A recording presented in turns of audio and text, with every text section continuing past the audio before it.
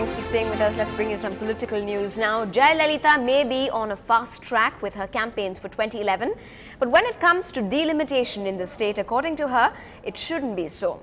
The opposition leader has written a letter to the Chief Election Commissioner expressing her reservations about the hurried delimitation process for the Legislative Council elections in Tamil Nadu. She urged the Commissioner to take district-wise data of members of local authorities, graduates and teachers in accordance with the Constitution. She said that the adoption of data of general population for delimitation process has been incorrect so far.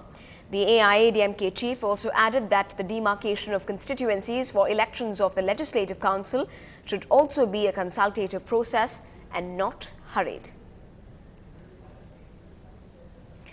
Well, moving to national news, the Home Minister has stood by his earlier comment on the new phenomenon of saffron terror, and he says that the message shouldn't be lost in the furore over the phrase, and right-wing groups were behind some of the blasts in the country. Incidentally, a defamation suit was filed today against the Home Minister for his saffron terror remark in an Ahmedabad court. This phrase has been used by a number of people in the past. He has given dates. August 16, 2001, there was a debate in the Lok Sabha on saffronization of education. Then a number of others have used the phrase.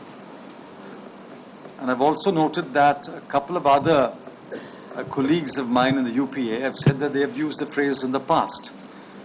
So I cannot claim patent on that phrase. Well, in the latest retort to that, senior Congress leader Digvijay Singh has once again aired his differences, saying that he took objection that a colour was being associated with terror. Now, in other news, with a month more to go for the big games that the country has been waiting for. After a high-level meeting today, the Home Minister P. Chidambaram has taken stock of the security measures for the fortnight-long Commonwealth Games beginning on the 3rd of October. There will be 4 layers of security during the Games, with the National Security Guard 2 being deployed, with helicopter-borne surveillance as well.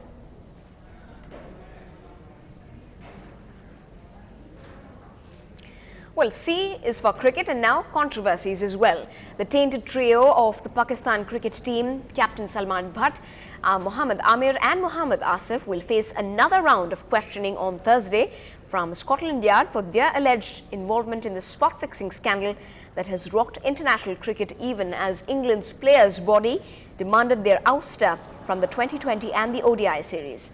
Pakistan Cricket Board, meanwhile, confirmed that the 3 are not in danger of being arrested.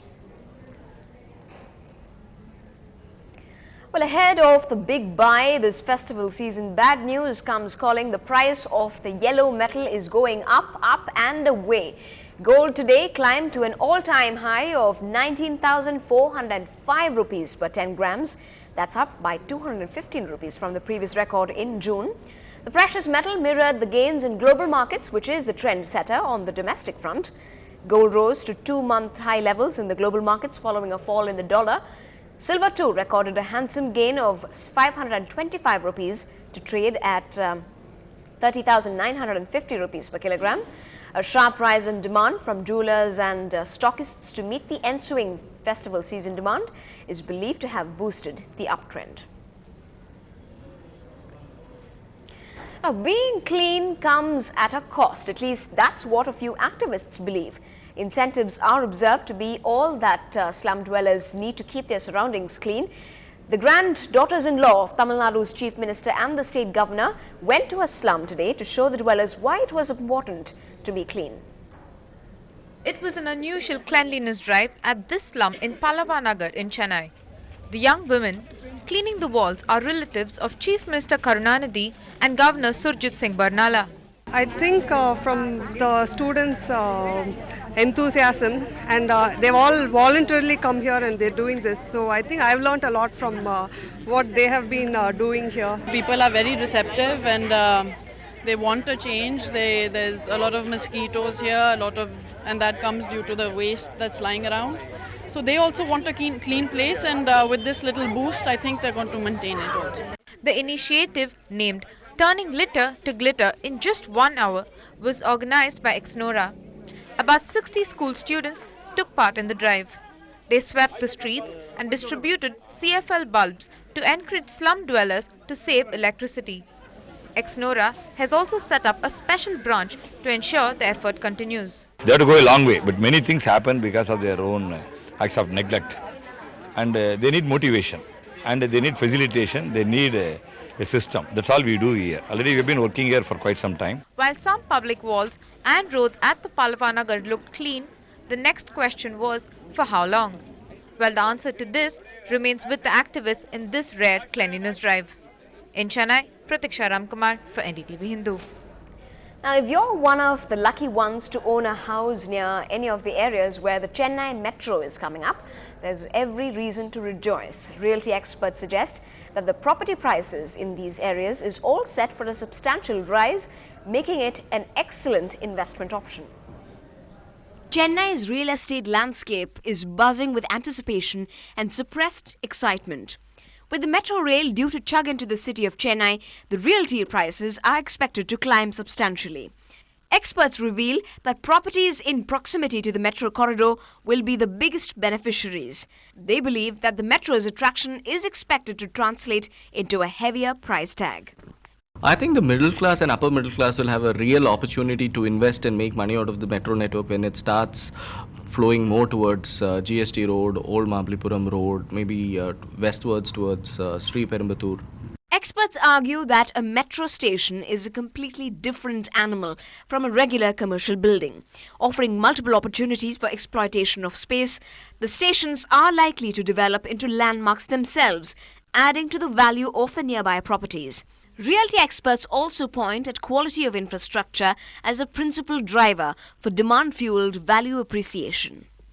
Internationally, what we have seen is a good metro railway station could have residential on top, could have commercial on top, could have retail malls, could have healthcare, could have hospitality. So all this can be built around one metro rail station. So this is going to become a key decision driver going forward in choice of a location. However, to make this a win-win situation for all stakeholders, the onus, according to experts now, lies on the government to come good on its promise of developing an integrated transport system. In Chennai, with Ashmit Kumar, Evelyn Matthew for NDTV-Hindu.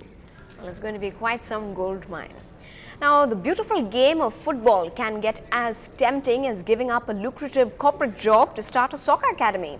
Well, if you don't believe me just yet, here's how Soccer and Me was born.